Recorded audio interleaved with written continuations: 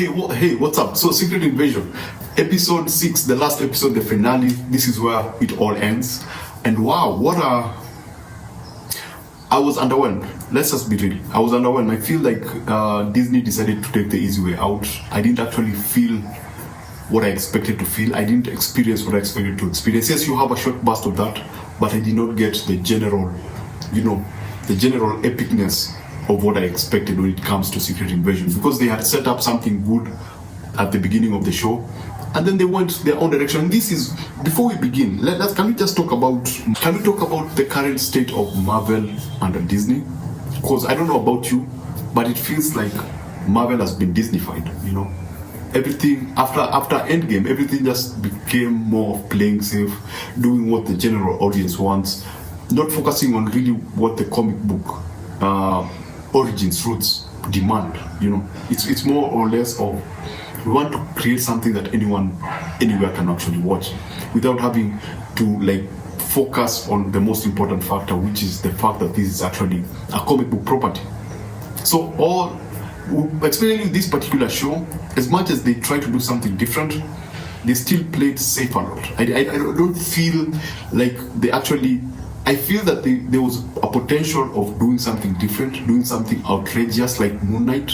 Moon Knight was pretty out there in terms of concept, and I thought that they would try to do something in terms of outside the action on the comic book stuffy, into the spy, suspense, espionage part I would have expected. And this is because I hold Marvel highly when it comes to production. I believe that they have a team that really focuses on story, that focuses on telling the best story possible. And I thought that they would focus on giving us a unique product that can actually go wow. Okay, let me put it this way. I still go back and watch Winter Soldier. Winter Soldier is a pretty awesome movie, and this comes from the same company. It looks better, and it also feels better in terms of spy and espionage. And that's one movie. It's not a 6-episode series. You get? So let's talk about this particular episode. Let's talk about what worked. Let's talk about what did not work. Now, starting with number 1. What worked for me was the cinematography. This episode felt more like the first episode in terms of the shots, the white shots, what they did with the last scene, the lights, and Nick Fury and Vera going to the spaceship and leaving. I love that. If you've seen my review of the first episode, I absolutely love what they do with lights in this particular episode. I love the fact that we got to see some of the things that the fans have been asking for. I'm talking about the characters having the ability to mutate and become all these other characters, and how it's used. So apart from those comic book element coming onto screen, that was pretty awesome. Short but awesome. The other thing that I liked is the conclusion to Vera and Nick Fury's story. I think they wrapped it up so well. It was a concrete arc. Let me just put it that way. From where we started to where we are, we get a very good understanding of Nick Fury on a personal level. What else did I like? Yeah, that's basically it. If we look at what I did not like, wow. Number 1, Gravik. Gravik again was relegated to a generic villain. I feel that there was potential in episode 1, 2, 3. But then when you introduced the MacGuffin in the 5th episode, for me that threw me off. I didn't even look at Gravik the same, because now Gravik felt watered down. He felt more desperate in the last episodes. He felt he was shouty, he was commanding everyone everywhere, and he lacked that allure that he had in the first and second episode. And so he was relegated. You remember Talos? Talos was a laid-back villain. At no point was he shouty, running, doing anything. He was just laid back. He would sit down before battle and have these epic philosophical moments. That was pretty cool, and I wish they would have done that with Gravik.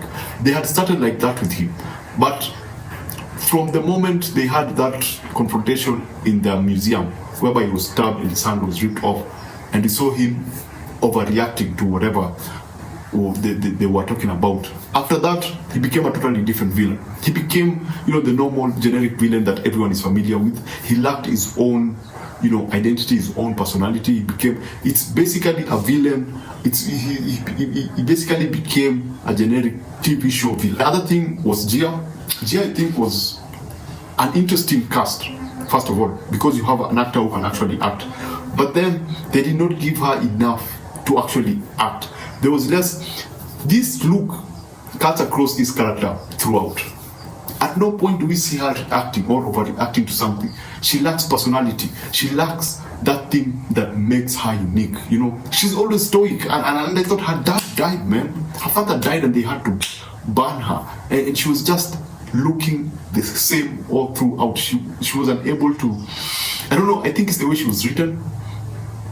She was not able to react to whatever was happening around her. You know, even when she got powers, you know, can you imagine if you are an ordinary Skrull and suddenly you can turn into this badass character? You know, you can grow an arm, you can grow a big leg like the Hulk, you can have this, there's that sense of wonder that comes with those kind of things, and you don't see that here. You don't see her reacting to all these fantastic things that are happening to her. So for me, she was like the flattest character in the show. No reactions at all, no personality. She had that one single dimension about her. The other thing that I also did not like generally about the show is that this is not about Nick Fury, this is not about the Skrulls. I think it was overcomplicated and it was bloated. It was too bloated. You had too many things happening at the same time. Now, Nick Fury is not Nick Fury. Actually, the Nick Fury's character is Sonya, played by Olivia Colman. That's more of a Nick Fury than Nick Fury is. And the sad bit is that they're using this show to set up all these other shows. I think Olivia Colman's and Gia will have their own show somewhere in the future. They've set up Captain America. They've set up other shows. But they forgot, they sacrificed the DNA of Secret Invasions in order to set up all these other things. Because this could have worked well without Gia and Olivia Colman's character. If you just focused on Vera, Talos, and Gravik and the invasion, that would have been more interesting because it's leaner and it's more focused. You get? Because even Olivia Colman's character is not really present. I mean, if you were to remove her, what would have changed? Nothing would have changed. You get? For her, she was used more of exposition to give us a better understanding of the Skrulls and to give us an understanding of just how much the Skrulls had developed and whatever was happening in the secret agent stuff. But I didn't find her as a necessity in this particular show.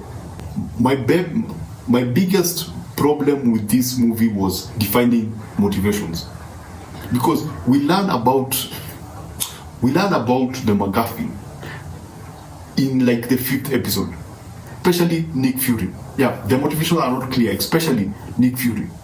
Apart from that, how would I have done that differently? Because, as I said, you cannot complain about something and not be able to offer a solution. You cannot say something is bad without saying what is good or what you thought you could have done differently. If I was the director or the producer in this, if I was Kevin Feige, and this is how I would have taken in terms of direction with this particular show. So first of all, I would have made it into a mini-series, 4 episodes rather than 6. Why? Budget. Because you can obviously see the CGI in this movie is, wow, yes. Yeah, you know, the hand, eh? If you've seen the show, there's a scene where someone's hand transforms into something, and you can actually see that's a baby hand. But anyway, the proportions are off. Everything just feels wonky. Let me just call it that way. So, because of budget constraints, I would make this a mini series. You know, 4 episodes, you're good to go. Second thing, I would have made them longer so that you have like a 50-minute episode, a 50-minute episode, a 50-minute episode. So you also have the same time, but now a bit more compressed. Now, in terms of story and motivation, I would have maintained Vera and Nick's storyline. That was pretty interesting. That arc was pretty interesting.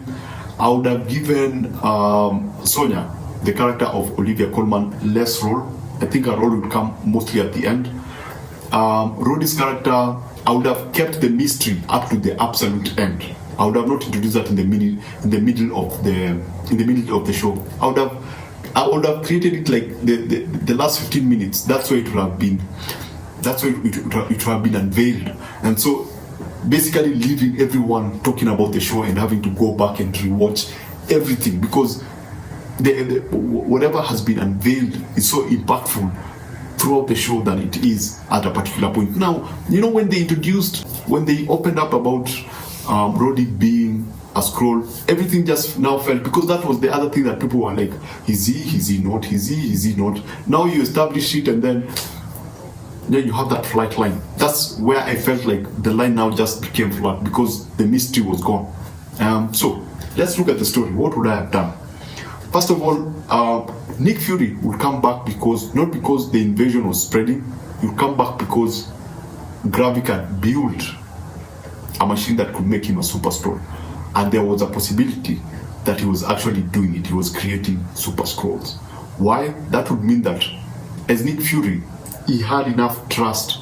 He trusted Talos enough to take care of the invasion, and he only came in because of this thing that was introduced that was bigger than him.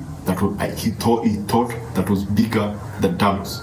So him being a Nick Fury that is not 100% Nick Fury will not be primarily because of the blip or the disappearance. It would be more to do with his isolation in space and the fact that he was not connected with Vera. He has not been connected with his friends on Earth for a very long time. So there was a huge disconnect between him and the rest of the people. And so when he comes back and after the blip, after he realizes that his life is this much fragile, though he knew it, after he realizes that there's a lot to be lost within the world, you have a conflicted character. He wants to reach out and get back his friends and get closer to people, but he's been isolated for so long, he's been interacting with other things for so long that he's finding a difficult time connecting with the normal people, connecting with Vera, connecting with Talos, connecting with Gia, connecting with all these other people. And that's why he does not want to involve the other Avengers. He just wants to push them aside for a while.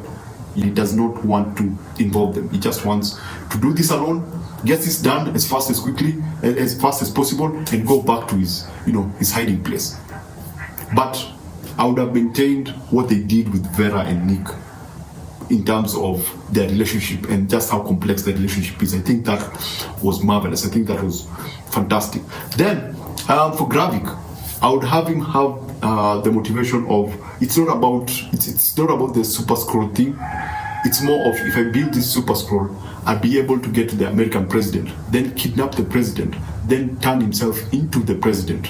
After kidnapping the president, he will become the president, and then now being the president of America, you can announce war on all the countries. You can just decide, I'm going to blow up all the countries in the world. You can use the systems against the world. You have the ability to do that because you're the president of the most powerful country in the world. Then as for Gia's character, her motivation would not be her father and mother, because at some point in the last episode, they have a fight scene with Gravik, and they're fighting, and then at one point she goes like, this is for my mother, this is for my father. I think that was, I was rolling my eyes, because even after the dad died, there was no emotional response. Even when they sat down with the dad to talk, it didn't feel like they had a daughter-father relationship. Basically, let me put it this way. If you are not told that Gia and Talos had a relationship, you wouldn't figure out that they were both father and daughter, because it never, at no point would you see the excitement of a daughter to see a father, or a father to be concerned about a daughter, or a daughter to be concerned about a father, or a daughter to lose her mind if she saw something happen to her dad. You didn't get that. So when she goes like, this for my mother and father, you go like, yeah. So what would I have done about that? I would have introduced Gia as the leader that the Skrulls want. I don't know if I'm making sense. I would have introduced her as, yes, we have Gravik as the powerful leader that we have, the commander, the person who's commanding everyone. Then you have the opposite of that, who is Gia. Gia is lovable. She cares about the community. She cares about the people. She ensures that everyone is taken care of. She knows everyone and where they are. And when no one is around, she's actually concerned. People come to her with problems. The Skrulls come to her with issues, even the smallest ones. So there's that relationship with her and her people. And people, her Skrulls look at her like, yeah, that's the person that we want. That's the person that we want to lead us. How does that pay off? Okay, let me just break down my story. So Nick Fury comes back. They have that Talos moment. They have that Talos stuff going until the attack, the convoy. I would follow the same structure in terms of events up to the convoy attack. And I'm also talking about Gia getting shot and then discovering that she is a super Skrull. The confrontation between Talos and Gravik, up to the convoy attack. Now, when the convoy attack, that's where I now do things differently. One, I wouldn't have Roddy in that convoy. Instead, I would have Gia within. In fact, I would have Gia with Talos and Nick trying to prevent that attack. So now, when you go into it, remember we've just learned that Gia is a super Skrull. So now when you have that action set piece, the cars, the explosions and stuff, Gravik actually wins. He gets the president. And so we also have that action set piece whereby Gravik takes on Gia. But Gravik is able to beat Gia, not because he's super powerful, but because he knows how to use his powers. Gia is still trying to figure out stuff. She's trying to figure out the movement, she's trying to figure out who she can tap to. So Gravik actually wins because he has mastered all the characters that he has within him. And so, no one dies, by the way. Talos doesn't die, she doesn't die, Nick Fury doesn't die. They take injuries, but they do not die. Now, the president has been kidnapped by Gravik. Remember Gravik's motivation. If he gets the president, he'll take him to the machine, he'll take his memories, and then he will become the president. So Nick, Gia, and Talos are left. The president is gone. Here they are. Everything has been destroyed. Most of the people are dead. So quickly, Talos, quick thinking, transforms himself into the president and looks injured and looks damaged. So they decide that Gia and Nick are supposed to go as quickly as possible to where, because they know where they're going to take. They know where Gravik has to take the president in order to do the brain thing. So now, Gia and Nick have to go after Gravik. And Talos has to pretend. Talos has to pretend to be the president, an injured president. So Nick calls Olivia Colman's character, Sonia, and tells her that she needs her to come and get the president, lock him down, put him in an hospital and lock him down. But he makes it clear that he's not actually the president. So Nick asks for two favors. One, take the president, lock him down. No one should come and see the president. Yeah, you can make a press whatever and say the president is okay. Actually show a picture of him sleeping, but no one is supposed to enter that room. No one is supposed to access him because they're hiding a secret.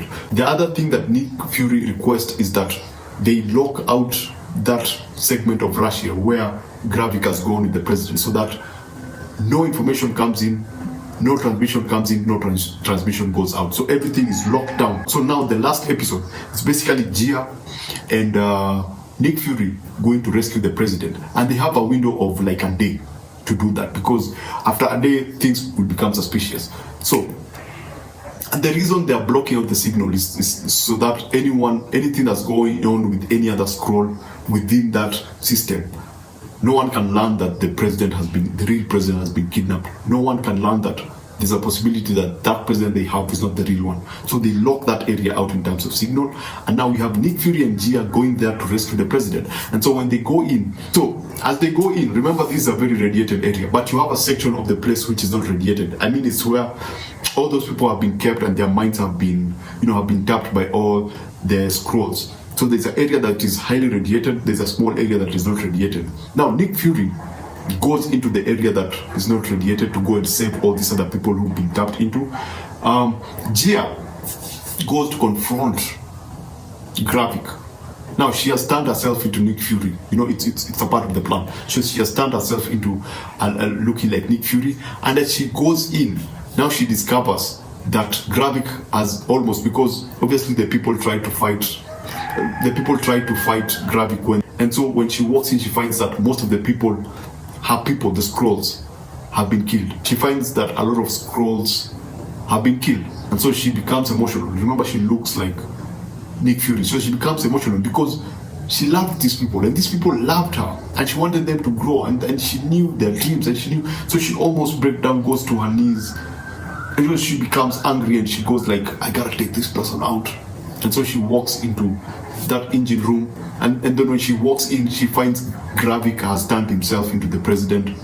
Now what he's doing is just tapping into his memories, and so when she walks in looking like Nick Fury, Gravik thinks that she is Nick Fury, so they start having a conversation, and then he talks about how dynamic the president minds is, how what he's able to do with all these things in his head right now, what he's able to tap into destroying the world. And then he turns to Nick Fury, and then now he has to have a conversation with Nick Fury about Nick Fury using them, and now that the look that he had previously was the person that he first killed.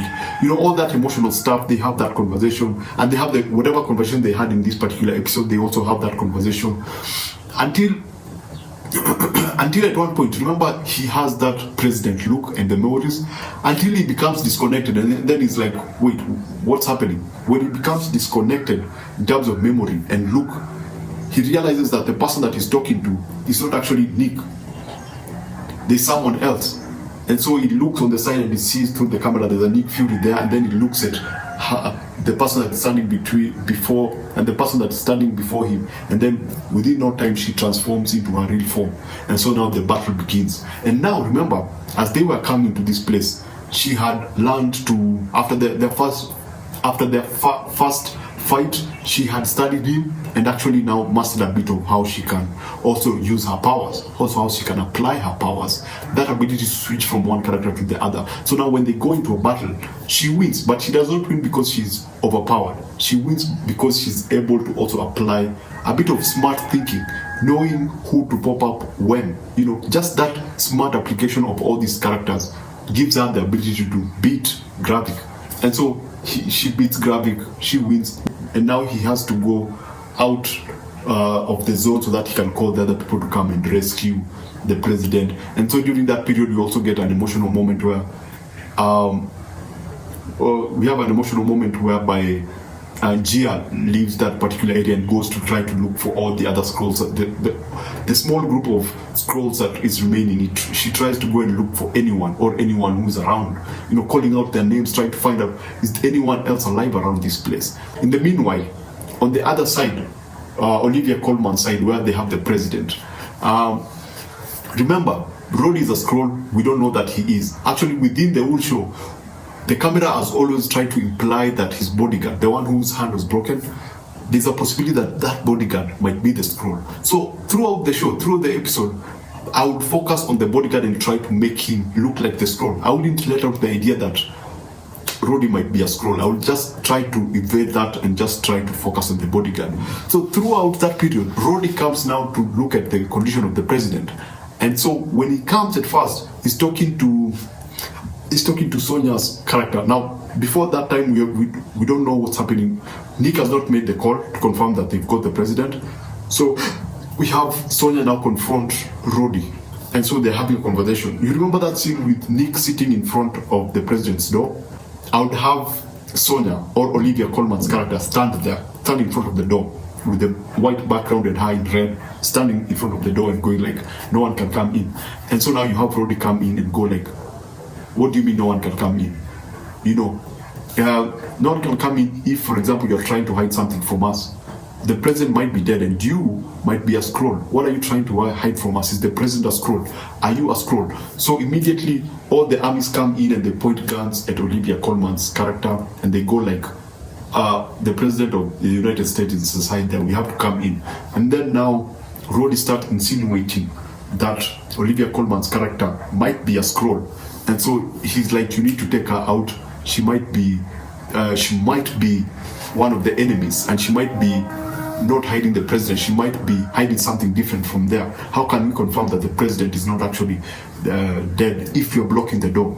So eventually she goes like, you know what, let's just open the door and show them. So she opens up the door, but she goes like, the president is asleep. Roddy comes in, looks at the president closely. Yeah, you can see that he's been injured.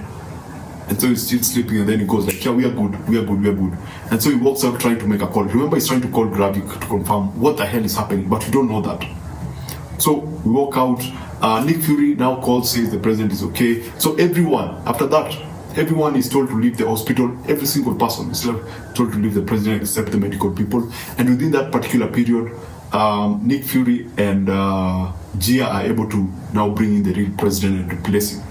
And so after replacing him, now we get the speech whereby the president sits down and goes like, there's a war going on, we have these aliens who've invaded us, and so from next whatever, this and this will be happening.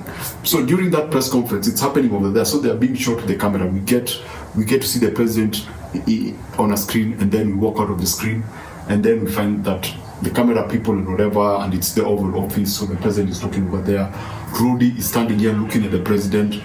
You know, he's not been able to contact Gravik. He doesn't know what's happening outside, what's happening right now. He's very confused because he hasn't been able to get any calls from Gravik. And we don't know that he's a Skrull, you know. But Nick Fury, when he was rescuing the president over there, he saw something. He saw the body of Rudy, and so he knows that Rudy is a Skrull. So after the camera people have left, we have the president Rudy in a room. We have Olivia Colman's character. We have the bodyguard.